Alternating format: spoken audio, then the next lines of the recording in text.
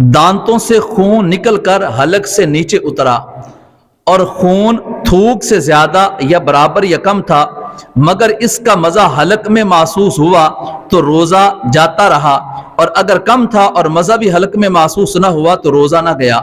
अब किसी के यहाँ दांतों से खून निकलने का मर्ज है।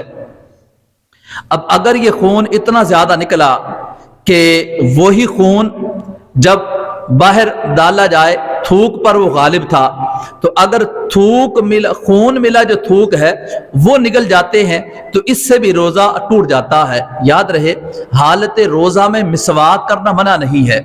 एक होता है ब्रश करना, ये टूथ जो ब्रश होता है उसमें जो केमिकल लगाकर ब्रश के साथ दांत साफ किए जाते हैं, इसकी शरन इजाजत नहीं है, ये मिसवाक के हुक्म में नहीं आता। जो मिसवाक है किसी भी दरख्त की जो मिसवाक ली जाती है, अगर कोई मिसवाक करता है तो मिसवाक करने की रोजे की हालत में इजाजत है, कर सकते हैं। लेकिन अगर ये मिसवाक का आदी नहीं है और कभी कभार करता है और मिसवाक करने से इसके दांतों से बहुत ज्यादा खून निकलता है, एक तो होता है हल्का फुल्का खून का निकलना, एक है बहुत ज्यादा खून का निकलना, और इस कदर खून ज्यादा निकला, अब जब मुंह के अंदर वो खून है और वो खून थूक पर गालिब है, उस थूक को निकल जाएंगे तो ऐसी सूरत में रोजा टूट जाएगा।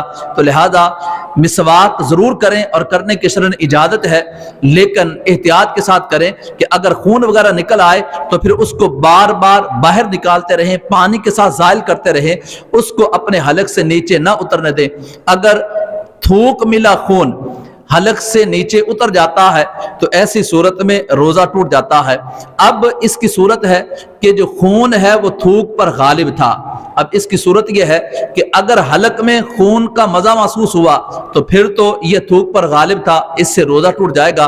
और अगर बिल्कुल कम था, यानी पता नहीं चला, फिर अगर हलक से नीचे उतरा तो उससे रोजा नहीं टूटेगा। कि अगर हालत रोजा में किसी ने हुक्का, सिगार, सिगरेट, चट वगैरह पीने से भी रोजा जाता रहता है, अगरचे अपने ख्याल में हलक तक धुआं ना पहुंचा हो, पान या सिर्फ तंबाकू को खाने से भी रोजा जाता रहेगा, अगरचे बार बार इसकी पीक थूकते रहें, क्योंकि हलक में इसके बारीक अज्जा पहुंचते हैं। अब इसी तरह अगर किसी ने रंगदार कपड़ा या रंगदार डोरी, यानी ऐसा रंगदार कपड़ा कि जिसका रंग उतरता है, ऐसी रंगदार डोरी कि जिसका रंग उतरता है, अब रंगदार कपड़ा या डोरी या कोई धागा मुंह में रखा और उसका रंग उतरता है और वो रंग उतरा और थूक में मिल जाता है, तो फिर ऐसी सूरत में वो रंग मिला थूक निकल जाने से रोजा टूट जाएगा।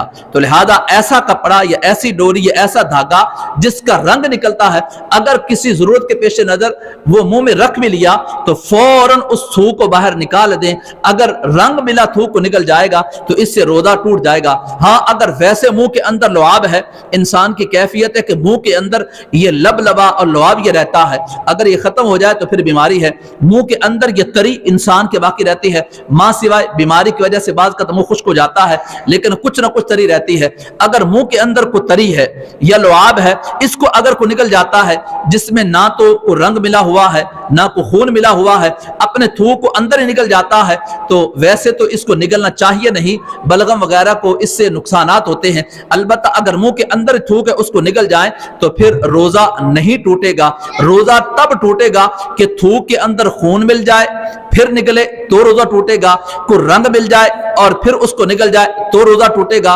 कोई ऐसी चीज जो मुंह के अंदर रखने से घुल जाती है वो अगर थूक में मिल जाए उसको निकले तो फिर ऐसी सूरत में रोजा टूट जाएगा।